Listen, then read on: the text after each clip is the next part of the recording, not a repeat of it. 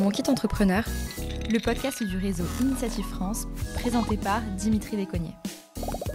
Bonjour à toutes et à tous et bienvenue pour ce nouvel épisode de Mon kit entrepreneur, le podcast rempli de conseils pratiques et de retours d'expérience pour celles et ceux qui souhaitent franchir le pas et créer ou reprendre une entreprise. Aujourd'hui, nous allons aborder un sujet qui préoccupe de plus en plus de nouveaux entrepreneurs, la question de la communication. Elle est bien sûr devenue incontournable et il n'est pas toujours facile de faire les bons choix en matière de communication quand on part de zéro. Alors, comment la communication sert-elle concrètement les objectifs des entrepreneurs ? Quelle place pour notamment les réseaux sociaux qui sont devenus là aussi un enjeu très important ? Quels événements organiser pour se faire connaître ? Comment se former à l'ensemble de ces questions ? Eh bien, autant de thématiques auxquelles nous allons tenter de répondre et d'évoquer aujourd'hui avec nos experts du jour. D'abord, Cyril Sabatier. Cyril, bonjour. Bonjour. Cyril, vous êtes donc président d'Initiative Occitanie et gérant d'Attraptant, une agence de pub basée à Perpignan. Également avec nous, Juliette Eskenazi. Juliette, bonjour. Bonjour. Juliette, vous êtes donc directrice associée de l'agence de communication Jam. Et puis, comme bien pour nos épisodes précédents, nous allons commencer par le témoignage d'une entrepreneuse avec un parcours, vous allez le voir, assez atypique. Audrey Bouillet. Audrey, bonjour. Bonjour. Audrey, vous êtes donc fondatrice de Wounded Woman, qui est donc une start-up qui a conçu une lingerie tech spécialisée pour soulager les femmes ayant subi une opération. Vous allez nous expliquer tout cela dans la première séquence de notre podcast. Tout de suite, c'est le témoignage.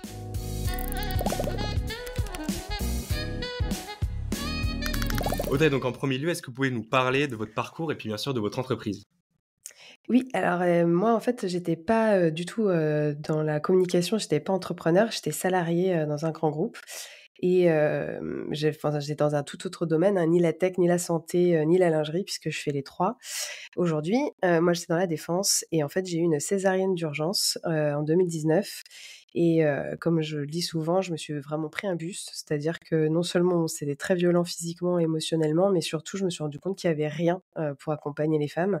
Et ça a été le début en fait d'une réflexion globale sur le post-opératoire des femmes en général, avec un focus sur la césarienne, mais pas que. Et du coup, Wounded Woman, c'est effectivement c'est une lingerie tech spécialisée pour les femmes qui ont été opérées, donc césarienne ou toute autre chirurgie abdominale, dans le cas de maladies féminines ou alors des cancers, des maladies, mais aussi pour les problèmes de peau, pour les peaux qui sont très très sensibles et qui supportent plus certains textiles, donc ça va être toute peau fragile ou lésée. Mais ce qui est important de comprendre, c'est que Wounded Woman, c'est pas qu'une lingerie tech spécialisée, et c'est important pour le sujet du jour qui est la communication, puisque en fait, dès le départ, l'idée c'était que les femmes puissent trouver une réponse, soit avec un sous-vêtement dédié, soit avec des conseils, de la sensibilisation. Donc on a un gros travail sur le parcours patient, c'est vraiment une activité structurée de l'entreprise. Et le dernier, donc un podcast pour pouvoir permettre à des femmes de trouver d'autres femmes comme elles. Donc c'est vraiment 3 piliers d'activité et dans le pilier sur la partie care, plus vraiment conseil et prévention, il y aura une partie bientôt qui sera digitale aussi. D'accord. Alors, beaucoup d'aspects très intéressants qu'on va évoquer. Vous l'avez dit, vous étiez salarié auparavant. Est-ce que vous aviez une expérience dans la communication ? Non, pas du tout, et c'est d'ailleurs, au départ, c'était problématique. En plus, moi, j'étais dans la défense, donc une utilisation à peu près -12 des réseaux sociaux et de la com, puisqu'il y avait un gros devoir de discrétion et de Oui, réserve. bien Donc sûr. ouais, moi, je partais de zéro, vraiment. D'accord. Et donc, ça amène 2 questions immédiates. Qu'est-ce que vous avez mis en place au début et comment vous êtes formés aux enjeux de la communication que vous méconnaissiez jusqu'à présent ? Bah, justement, pour aider tous ceux qui démarrent, que ce soit des business très localisés ou que ce soit du pur digital, en fait, je pense que, il faut en fait, il faut se poser la question d'à qui on parle et de comment on veut leur parler et de quelle utilisation, de quel réseau social on veut faire si on parle des réseaux sociaux, puisqu'il y a aussi tout ce qui va être presse, pub, et cetera. Et en fait, il faut structurer, c'est vraiment de se demander à qui on parle, comment et qu'est-ce qu'on veut faire passer comme message. Moi, c'est ce que j'ai fait et c'est ce qui est recommandé en général. Moi, j'avais le besoin, c'était d'échanger avec des femmes concernées. Donc, au-delà du fait de faire un questionnaire, avoir des réponses de clients potentiels, de savoir de quoi ils ont besoin, ce qui est quelque chose d'assez classique, moi, j'ai créé ce qu'on appelle une communauté autour de ma thématique, donc des cicatrices. Et c'est pour ça que je vous disais que tout le parcours patient, c'est important aussi parce que tout le travail qui a été fait sur l'échange avec ces femmes, sur leur vécu en fait, et d'échanger sur cette thématique commune, de créer cette base de communauté autour d'un thème spécifique, ça a nourri et la possibilité de faire un produit qui leur était dédié et adapté, qu'on a co-créé avec elles, et le parcours soins, parcours patient aussi, puisqu'en fait, je me suis retrouvée dans ma communauté de femmes à avoir des soignants. Donc, c'est vraiment l'idée, c'est de se baser vraiment ce socle de personnes concernées avant même d'avoir un produit à vendre pour parler de sa thématique. Et voilà, donc ça, c'est super important et après aussi, de savoir comment on veut utiliser quel canal. Donc exemple, moi, j'utilise Instagram pour vraiment, mettre des visuels des produits, montrer, le corps des femmes, montrer les cicatrices aussi. On fait beaucoup de sensibilisation sur le rapport au corps pour vraiment fédérer autour de thématiques autour du corps. Sur LinkedIn, je vais utiliser LinkedIn un peu comme des RP, des relations presse, c'est-à-dire que je vais m'en servir pour sortir le sujet d'un entre-soi, entre soignants, entre patientes, entre femmes concernées, pour le mettre aux yeux de la société et aller, faire de la sensibilisation en dehors, justement, de cette communauté créée, de ce groupe, encore une fois, soignants, patients, et One Need Women. Mmh. Et Et alors, après, pour ouais, pardon. ouais, pardon, excuse-moi. Et après pour ce qui est de la presse, je dirais que ça vient, c'est difficile à faire venir tout de suite parce que c'est dur d'avoir des journalistes ou des médias qui s'intéressent à un projet embryonnaire, à moins d'avoir vraiment un super contact ou une super agence. Mais moi, les autres invités rebondiront dessus. Mais quand on arrive sur un sujet qui a jamais été traité, où il y a une éducation aussi très forte à faire, il est important de pouvoir surtout avoir un socle très très fiable et bien solide avec, en fait, la communauté de personnes concernées, donc en l'occurrence là, des patientes clientes ou des soignants. Sans ça, en fait, les médias en face, ils vont pas s'intéresser tout de suite à votre sujet, en fait et c'est ce que j'ai vécu moi. Mmh. Et comment justement vous êtes parvenu à trouver le bon ton? Puisque, a fortiori vous abordez quand même un sujet, au travers de votre entreprise qui peut être tabou, pour certaines femmes. Comment vous y êtes pris pour trouver justement le ton juste? Honnêtement, pour être hyper honnête, c'est du feeling, parce que déjà je reçois énormément de messages privés, donc j'ai beaucoup, beaucoup de discussions en privé. Il y a beaucoup de discussions sous les posts, sous ce qui peut être posté sur les réseaux sociaux, mais il y a énormément de discussions en privé. Et puis moi je suis concernée, donc c'était aussi plus simple, de trouver le bon ton à partir du moment où j'étais aussi moi-même concernée physiquement et psychologiquement par par le sujet. Voilà, je pense que ça aide aussi, mais on peut très bien aussi lancer un super projet sans être concerné soi-même, dans la santé. Je pense que l'important, c'est de parler avec les gens, parler avec les soignants, parler avec les femmes concernées. Mmh. Très concrètement, combien de temps, vous consacrez, chaque semaine ou chaque mois à la gestion de votre communauté et à la communication? Alors sachant que maintenant j'ai rajouté dans la communication justement de contacter, la presse, les médias et cetera, qui est encore une autre façon, de présenter les choses. Quand je parle à un média économique, je vais insister sur, l'impact économique et social, qu'ont ces maladies, ces opérations sur les femmes. Quand je parle à un média bien-être, plus sur l'aspect rapport au corps confort, enfin voilà. Donc ce qui est réseau social et ce qui est, relance ou, démarchage de journalistes ou de presse, par mois, je sais pas. Par jour, je pense 2 bonnes heures par jour, ouais. Alors, tous ces sujets seront bien sûr, évoqués dans la deuxième partie, mais tout de même une dernière, pour cette première séquence. Vous avez, également lancé, une chaîne de podcast. Simplement pourquoi cette démarche et comment tout ça s'est, concrétisé? En fait, au départ, je faisais des portraits de femmes, qui étaient résilientes, qui vivaient donc, soit ces chirurgies lourdes, et cetera et en fait, je me suis rendu compte qu'en fait, elles on leur ce qui revenait toujours, c'est qu'on leur donnait pas la parole. C'est ce que j'explique aux médias d'ailleurs. On leur donnait jamais la parole, elles se sentaient, très, invisibilisées de la société. Toujours aussi en rapport que si tu as pas une lingerie dédiée, on peut pas sortir de chez soi, c'est toujours la même thématique et je me suis dit: «Bah, au lieu de faire des portraits, on va leur donner la parole clairement quoi, on va ouvrir un podcast» et le podcast est très écouté donc par ces femmes et aussi très écouté par les soignants qui les recommandent en fait à leurs patientes pour qu'elles trouvent d'autres femmes comme elles et créer des synergies et voilà et créer des ponts et le podcast ramène aussi des clientes, ramène des soignants qui rentrent dans notre réseau de soignants, donc c'est un cercle hyper vertueux. Mmh. Parfait. Merci beaucoup, en tout cas Audrey pour, ce premier témoignage et tout de suite nous allons passer à la deuxième partie de ce podcast, c'est la marche à suivre.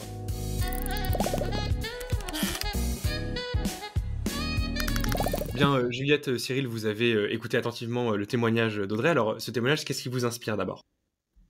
Alors c'est très intéressant. Bravo Audrey, pour, cette initiative. Moi qui suis, maman et qui ai subi aussi des opérations, tu vois, tout de suite ça me parle.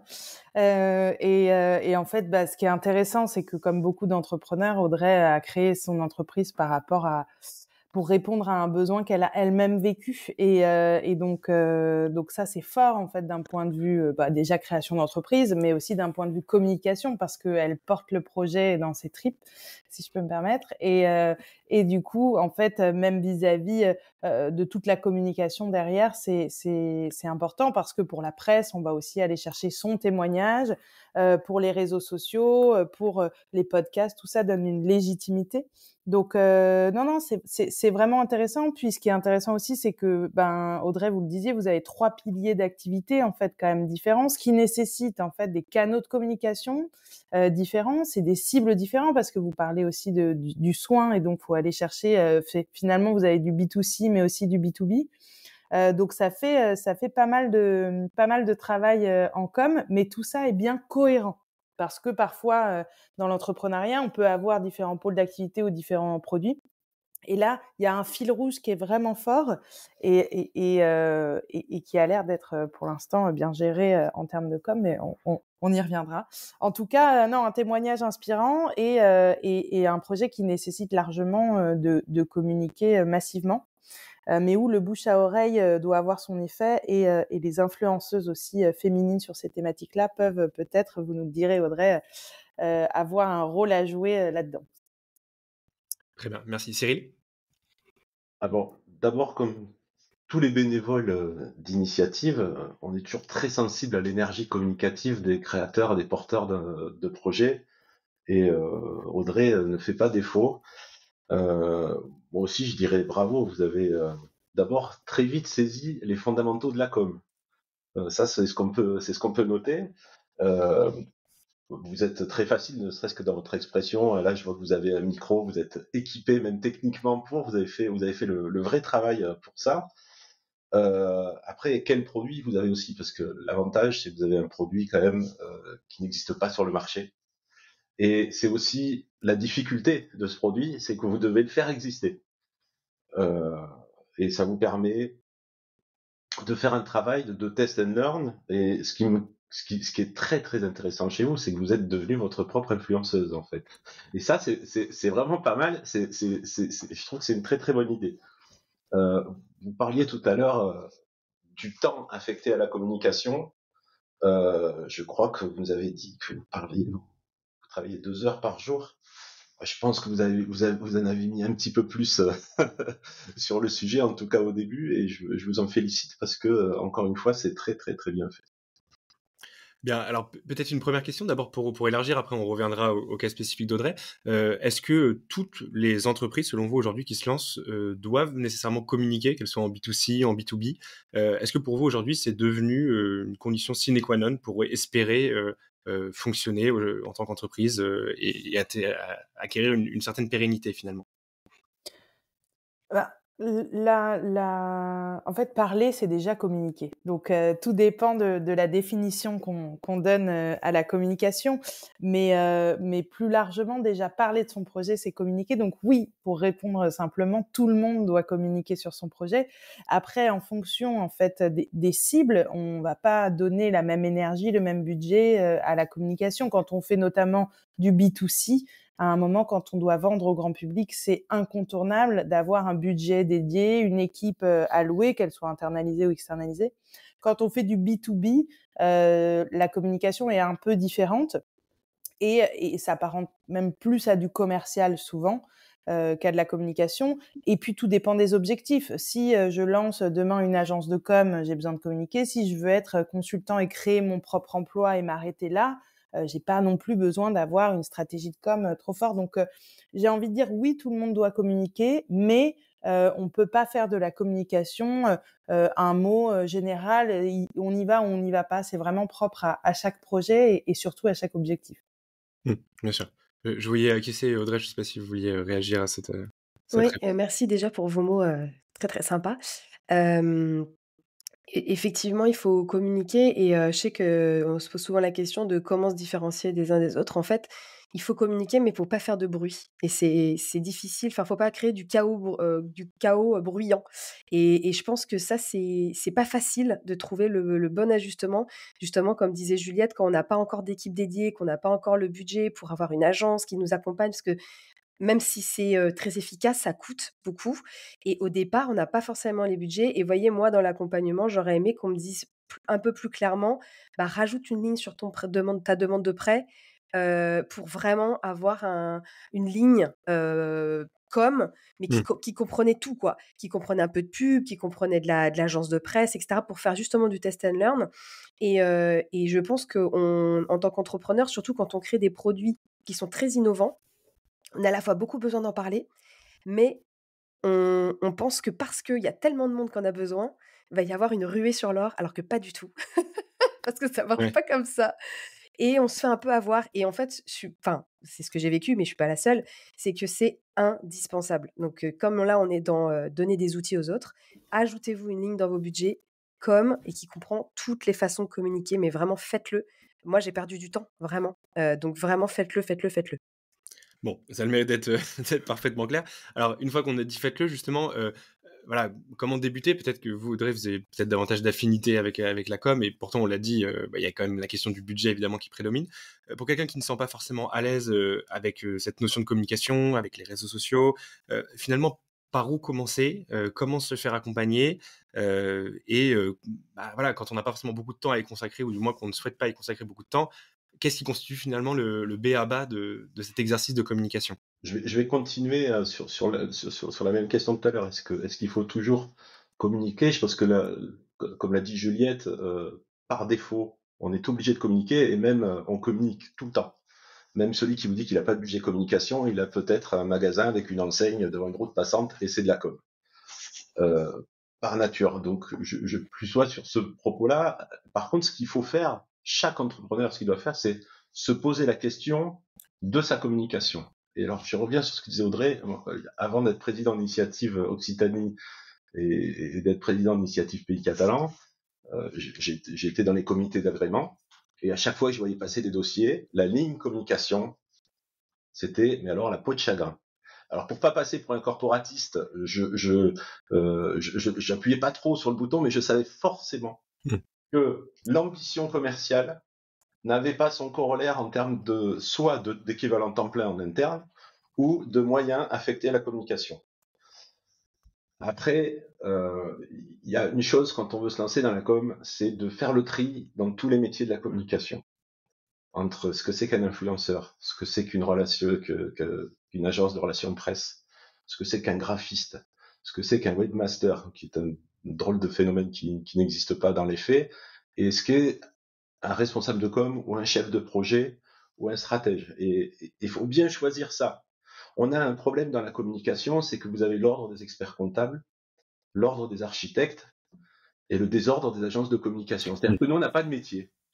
On n'a pas un métier comme quand je vais voir un expert comptable, je vais voir l'expert, qui lui, comme quand je vais voir un médecin, je commence par aller voir le généraliste, qui va me poser les fondamentaux et qui va après partir sur le spécialiste. Dans la com, il se passe le mouvement inverse. C'est-à-dire qu'il y a des gens qui poussent la porte de l'agence, des fois, qui disent « Ouais, je vais aller sur TikTok ». Ouais, mais en fait, concrètement. Mais pourquoi? Pourquoi? C'est-à-dire que si on parle de la communication comme de la construction d'un bâtiment, il y en a plein qui arrivent en vous parlant de la couleur du carrelage, des panneaux solaires sur le toit. Pour ce qui est des fondations, personne n'en parle. Or, a priori, il faut commencer par construire ces fondations pour élever la marque là où on veut l'amener. Et ce qui explique du coup votre premier point, l'idée que justement, souvent, comme ça ne correspond pas à certains métiers, ou en tout cas à une idée qu'on s'en fait, finalement le budget estimé est très souvent sous-estimé. Donc c'est déjà un premier enseignement, ne pas sous-estimer ce budget, bien sûr, inhérent à la communication. Juliette, pardon, vous vouliez réagir. Excuse-moi, je t'ai coupé. Ou surestimé, hein, ça arrive aussi. Hein. Ça arrive aussi, surtout dans la tech, de mettre par contre des budgets qui sont complètement incohérents et qui sont pas en logique avec un produit qui est pas finalisé, par exemple. Ouais, du moins, on a du mal à l'estimer. On le voit passer. Oui, et puis il y a c'est vrai une tendance quand même ces dernières années à ce que la communication, c'est comme les tutos bricolage. Tu vois, donc on peut refaire sa salle de bain en regardant des tutos sur YouTube. Donc on peut peut-être refaire un joint, mais on peut pas refaire toute la salle de bain. Donc c'est un peu pareil en communication. Aujourd'hui, on achète un logo à 5 euros, et en fait, le travail de la communication a perdu de sa valeur parce que on a l'impression que bon, je sais faire, mais en fait, soit on peut apprendre, mais ça demande du temps. Audrey, les Mm. 2 heures qu'elle passe chaque jour, c'est 2 heures à pas faire autre chose pour le développement de sa boîte. Il y a du Mmh. management, il y a du Bien sûr. développement. Enfin, on le sait, le couteau suisse qu'on doit être quand on est entrepreneur. Et donc finalement, c'est soit j'ai le temps et je dédie un temps à me former pour bien faire, mais je fais peu mais bien. Soit j'ai réussi à allouer un budget pour ceux qui nous écoutent et qui sont les plus en amont, remplissez cette ligne absolument qui était trop vite pour Audrey et visiblement, comme le dit Cyril, pour d'autres. Et en fait, faites-vous accompagner par des professionnels et pas par le cousin Martin qui, il y a 10 ans, était passé, a fait un BTS de com. Donc, c'est vraiment important parce que pour reprendre ce point de comment on se lance par une stratégie. Mmh. Et donc, une stratégie, c'est définir quel va être mon plan d'action sur l'année. Et c'est pas le tout. Pour pas laisser cette stratégie dans un tiroir, il faut que les moyens ou le temps disponible soient mis au profit de cette stratégie. Et ouais, je voulais rebondir là-dessus. Effectivement, c'est de la stratégie pure et puis alors, sur la com, moi, j'avais parce que j'avais en tête, com, style, tout ce qui allait être payant, donc passer par une agence et cetera. Mais effectivement, dans la com, il y a aussi l'image de marque.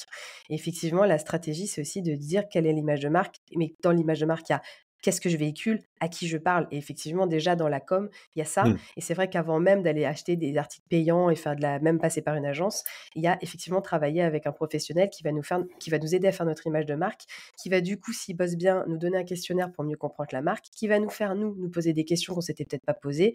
Donc, c'est un travail qui est hyper intéressant à faire, surtout quand on se lance seul et qu'on n'a pas encore d'équipe, parce qu'on peut pas brainstormer, voilà, on brainstorm avec soi-même. Ouais, Donc ça, bien c'est sûr. hyper important. Et c'est vrai que ça, c'est vraiment les fondamentaux de la com. Et après, d'aller choisir ses canaux. Et très concrètement, on se lance pas sur tout, si on parle juste de ça, on se lance pas sur tous les réseaux sociaux en même temps, il faut en choisir. On peut être multicanal, mais il faut choisir 1 ou 2 réseaux sociaux max. Parce que moi, quand je dis 2 heures, c'est à ce jour, matin et soir. C'est-à-dire qu'en fait, c'est le temps de faire quoi? De faire peut-être 1 ou 2 posts, c'est de faire surtout des relances de contacts, en fait, parce que c'est aussi ça, faire un peu de veille et c'est déjà énorme. Alors, je le fais en ce moment parce que j'ai un fort besoin et il y a des jours où je le fais pas du tout parce que j'ai pas le temps. Quand on est en phase de développement, on a déposé un brevet pour notre dernier produit, je le faisais beaucoup moins. Mais quand on est seul et qu'on n'a pas de ressources internes, ou qu'on n'a pas encore externalisé ça, clairement, oui, c'est ça. Là, aujourd'hui, moi, je lance des ads et je le fais bien trop tard. J'aurais dû le faire bien avant. Mais comme j'avais pas alloué assez de budget et que j'ai un gros besoin de BFR, moi, pour ma boîte avec ce que je fais en innovation tech, bah, j'avais plus, en fait, la trésorerie pour le mettre. Donc là, ne faites pas ça. Donc Le BFR, je voilà. traduis besoin en fonds de roulement, hein, donc Voilà, donc le besoin trésorerie, de. voilà. Ouais, bien sûr. Mmh. Ouais. Besoin de sortir de la trésorerie pour acheter de la matière première, pour pouvoir produire, pour pouvoir livrer vos clients.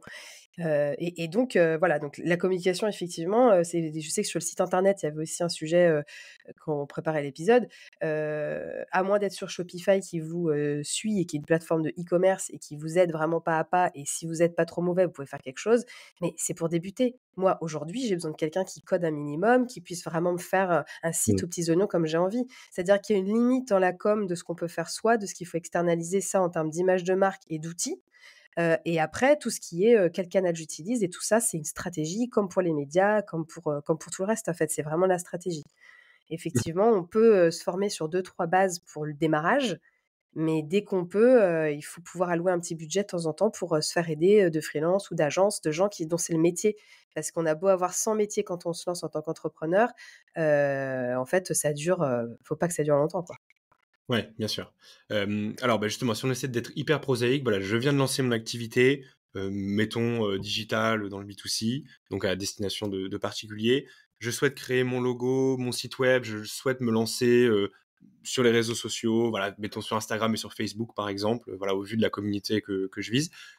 Voilà, qu'est-ce que je fais? Comment je me fais accompagner? Vers qui je me tourne si, c'est pas spécialement ma tasse de thé de prime abord? Demande à Juliette, elle va te faire un devis. Non, en plus, nous, il y a tout type d'agences. Moi, j'ai lancé une boîte il y a 10 ans qui était à destination des créateurs d'entreprises.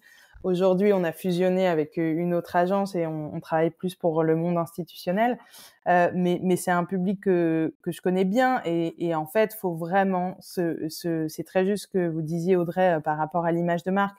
Il faut avoir un budget, se payer avec un professionnel, que ce soit un freelance ou une agence, une stratégie qui définit le positionnement de la marque, c'est-à-dire en quoi je me différencie, quelle est mon histoire, qu'est-ce que je raconte, mes éléments de langage, mon univers, et quel est mon plan d'action. Et pour la mise en œuvre du plan d'action, c'est ce que je disais tout à l'heure, soit je me forme et je peux allouer du temps à ça, mais c'est pas évident, hein, poster sur Instagram. C'est pas juste poster une photo et mettre un mot. Et on peut passer des heures devant son téléphone et on n'a jamais rien posté. Enfin, moi, quand j'accompagnais des entrepreneurs, c'était vraiment, il faut vraiment une ligne éditoriale ou autre. On peut aussi prendre un alternant ou une alternante, par exemple, si on n'a pas beaucoup de budget au début, mais encore faut-il le temps pour la cadrer. Ou le cadrer, pardon, parce que c'est un monde assez féminin, la com, pardon Cyril. Ou prendre des freelances, en tout cas prendre à hauteur du budget ou du temps qu'on peut allouer, mais il vaut mieux moins faire, mais mieux faire. Donc vous disiez Dimitri, Facebook et Instagram, mieux vaut commencer que par Instagram, mais le faire bien et de manière régulière, plutôt que se lancer sur de multi-chantiers et disparaître de ces chantiers au bout de plusieurs mois. C'est l'erreur que peuvent faire certains entrepreneurs, à avoir trop d'ambition dès le départ. Et donc, bien cadencer tout ça. Et plus je dégage du temps, plus je dégage de la trésor, hop, j'ouvre un nouveau levier de com qui me permettra de le faire, mais de le faire bien. D'accord. Et comment s'orienter vers les bonnes personnes? Vous avez dit se faire accompagner, certes, mais voilà, comment séparer un peu le bon grain de livret? Cyril, si vous voulez. C'est délicat de prendre la parole sur ce sujet, puisque je reviens sur ce que je disais tout à l'heure. Les agences aujourd'hui, elles sont pas structurées comme il se doit. Il y a quand même des syndicats, l'Union des agences conseillers en communication, la AC, sur lesquels il y a quand même des gens qui essayent si ce n'est de normaliser, parce qu'on a un métier qui n'est absolument pas normalisable, puisque tout à l'heure on va parler sûrement de la différenciation, et que par essence, quand quelqu'un arrive avec des produits packagés, il y a peu de chances que ça marche. On a un métier qui ne fait que de sur-mesure, on industrialise le sur-mesure. Donc la première chose à faire, c'est peut-être de les rencontrer, de voir si ça passe bien humainement, parce que c'est un rapport humain, c'est un véritable partenariat. Cette première brique de la communication, qui est la construction de la stratégie, et je suis complètement d'accord avec Juliette sur le lessisement. Faites-en moins, faites-le bien. La deuxième année, vous prenez votre marge, vous prenez un budget. Il y a les très très très grosses boîtes, elles font ça. Hein.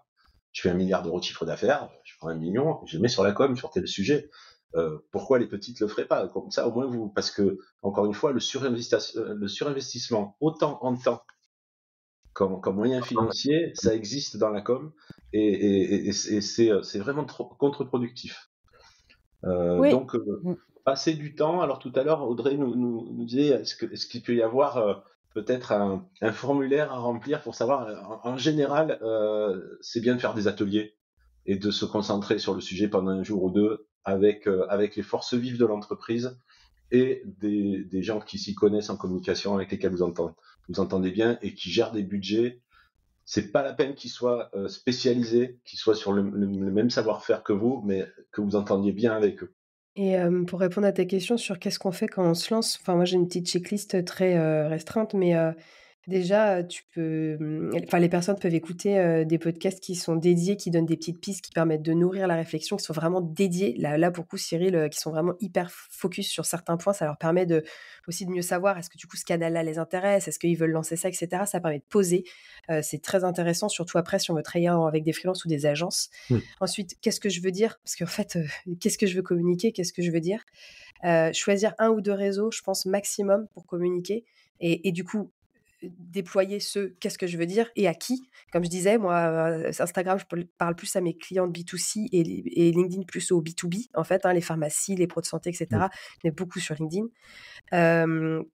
Et le site ne vient pas forcément en premier. Il y a des gens qui mettent énormément d'argent dans leur site internet alors qu'ils n'ont encore jamais parlé, en fait. Ils ne sont pas exprimés, ils n'ont pas partagé.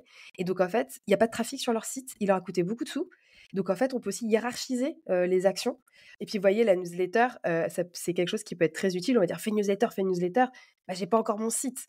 Donc, hop, bah ça sera une étape encore après. Enfin, je pense Mm. qu'il faut aussi hiérarchiser parce que si on veut faire Instagram, LinkedIn, Facebook, la newsletter, le site tout en même temps, surtout si on n'a pas d'équipe dédiée, on se crache. Donc, je pense que par escalier, c'est pas mal de faire comme ça.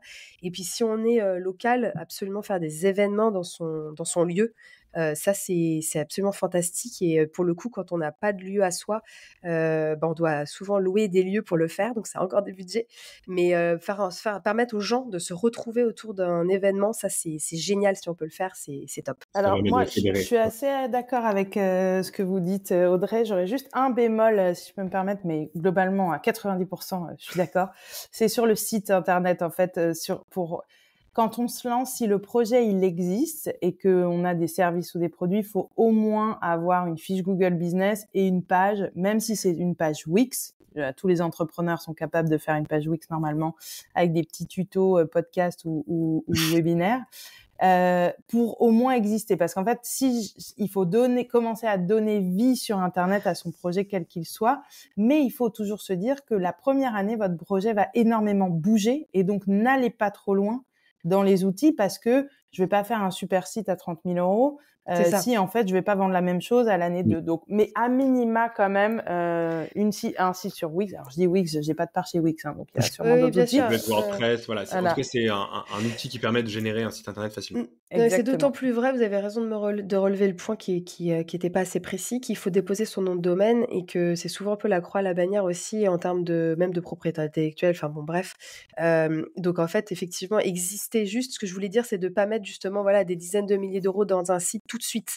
Mais oui, il faut exister avec au moins une landing page bien faite et même quand on n'a pas encore ses produits d'ailleurs. Mais merci d'avoir précisé ça. Ouais, voilà, donc faites-vous accompagner, on l'aura compris, voilà, pour ces petites subtilités, les noms de domaine, même les landing pages, voilà, qui maintenant forcément sont assez, assez familiers, j'imagine, à Audrey, mais qui ne sont pas forcément pour des entrepreneurs qui viennent de se lancer. Une toute dernière question très rapide. L'information sur les réseaux sociaux, le contenu extrêmement profus, comment on arrive à tirer son épingle du jeu? Très simplement, justement, ça ne l'est pas sans doute, mais comment réussir à se faire entendre, à faire la différence parmi toutes les informations qui sont publiées à chaque seconde sur les différents réseaux sociaux? Alors, je sais que c'est juste en audio, mais normalement j'ai un chapeau sur la tête et je l'enlève et il y a un lapin blanc qui fait des saltos arrière. Mais quand vous aurez ça, je pourrais vous sortir comme ça la bonne mécanique, et on le disait tout à l'heure avec Audrey, le test and learn, il n'y a que ça qui fonctionne aujourd'hui. Petit A. Petit B, quand on travaille avec une agence, c'est beaucoup de production, parce que il faut produire de plus en plus. Et il reste 5%, c'est la capacité créative, le pas de côté. Et ben ça, en plus, ça marche pas à tous les coups, quoi. Je veux dire, il faut pas croire qu'il y a des génies qui vont arriver, qui vont vous sortir de suite la mécanique de différenciation. Même les plus grands artistes sur Terre, des fois, font de mauvais albums. Il faut le savoir. Mais Pas de recette magique, pas de recette il n'y a magique. pas de recette magique. On a bien compris. Celui qui vous dit ça, fuyez-le. Voilà. Tout à l'heure, on disait avec qui il faut travailler. Ben, pas avec les gens qui arrivent, qui vous disent vous êtes les premiers sur la première page de Google et je vais vous faire un truc où vous allez sortir du lot alors que vous vendez des fenêtres à lui comme tous vos copains. Alors, il y a pas de recette magique et je suis tout à fait d'accord. Et faites attention à ce genre de pub qu'on peut voir sur les réseaux sociaux avec des gens face cam qui vous vendent du rêve dans votre communication. Mais en revanche, c'est vraiment se différencier dans l'histoire qu'on raconte et en fait se poser la question souvent, notamment sur les réseaux sociaux, de pourquoi les gens vont suivre mon compte. Et c'est pas en faisant de la promo permanente de mes produits ou de mes services que en fait les gens vont pas s'abonner parce qu'ils aimeraient bien acheter ce que vous vendez, mais plutôt parce que vous racontez une histoire. Je pense au podcast d'Audrey ou d'autres entrepreneurs. Vous racontez une histoire, vous donnez de l'information utile, vous donnez des conseils. Vous allez au-delà de la vente. C'est vraiment ça la communication. La communication, c'est pas de la vente. C'est faire adhérer plus globalement à une histoire, à un projet, à une aventure. Et si vous arrivez bien à embarquer en fait une communauté dans cette aventure, c'est le début de la réussite, on va dire. Ouais, j'aurais rajouté ça en fait. J'aurais dit que déjà il faut être authentique. parce qu'il y a rien de pire que d'être faux, surtout quand vous êtes amené à rencontrer les gens dans la vraie vie. À chaque fois, on me dit: «Ah mais tu pareil que sur les réseaux sociaux», mais heureusement en fait, parce que sinon je me regarderais plus dans une glace et en fait ça se sent assez vite et là, pour le coup, vous faites une contre-com. Je le dis pour ceux qui auraient peur, il faut juste être vous-même. Après, il y a aussi beaucoup de gens qui se lancent sans montrer leur visage, hein. Ça marche aussi très bien, on peut faire plein de choses. Ça, je le dis parce que je sais que souvent, c'est une question qu'on pose. Bon, moi, j'ai fini par être en culotte, hein, donc forcément, à un moment donné, la barrière de chacun se met là où on peut, mais voilà, c'est vrai que, bah, moi, j'incarne le sujet, j'ai mes cicatrices, donc effectivement, je l'ai beaucoup fait, je le fais un peu moins maintenant aussi, vous voyez? Donc chaque entreprise aussi évolue aussi dans le temps et soi-même en tant qu'entrepreneur dans son positionnement. Mais effectivement, il faut de l'authenticité et puis chaque réseau social aussi, pour ça, écoutez des podcasts et suivez l'agence ou les freelances qui bossent avec vous sur leurs conseils parce que c'est eux les spécialistes. Mais chaque réseau a ses algos et ses règles. Et c'est vrai qu'aujourd'hui, on est plus dans faire beaucoup, un peu pas moins quali dans le sens où c'est pas des films de cinéma, mais que ce soit hyper impactant pour les gens et que ça leur parle. Et c'est vrai que les 3 conseils en 2024, ça marche plus, quoi. Et on s'épuise. Et c'est aussi pour ça qu'il faut s'entourer. Parce qu'en fait, c'est pas notre métier de base. Et même si on le fait au départ pour faire décoller notre entreprise, au bout d'un moment, on a besoin de le mettre dans les mains de professionnels. Ça, c'est hyper important. Et de professionnels qui ressemblent à l'histoire qu'on raconte. Et on en revient aux bases et à l'image de marque et à qui on parle et ce qu'on veut véhiculer, quoi. Merci à tous les trois pour l'ensemble de vos réponses et nous allons passer sans plus attendre à la troisième et dernière partie de ce podcast, c'est le conseil.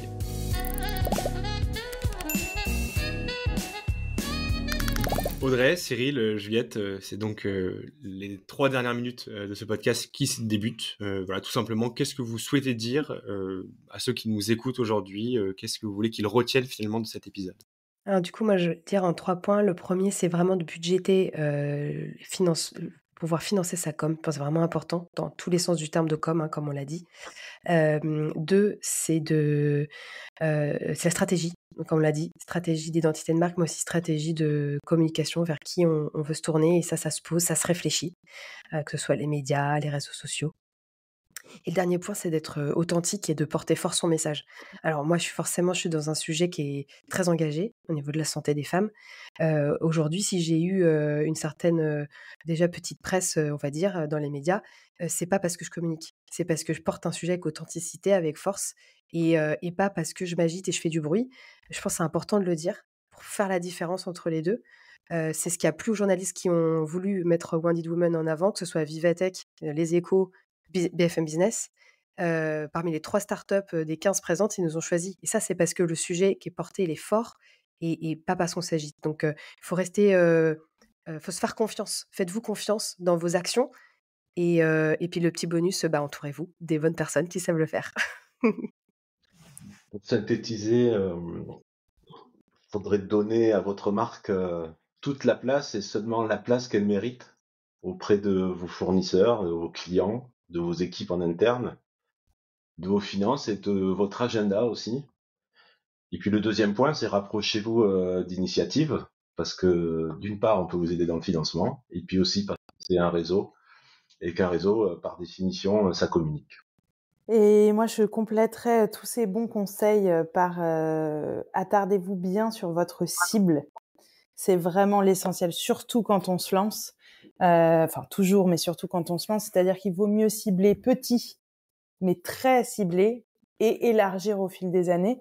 Parce qu'en fait, derrière, on adapte le message à la cible et elle entendra et elle va adhérer beaucoup plus facilement si elle se sent très concernée.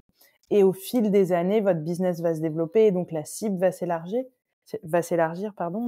mais en tout cas, sachez à qui vous vous adressez précisément et soyez à l'écoute, comme le fait Audrey, pour pas tout penser entre 4 murs sans cette cible-là, mais plutôt penser avec elle. Merci une dernière fois à tous les 3 pour l'ensemble de vos réponses concernant donc la question de la communication lorsqu'on reprend ou qu'on crée une entreprise. Merci à vous par ailleurs d'avoir écouté cet épisode de Mon Kit Entrepreneur et à très bientôt pour un nouvel épisode.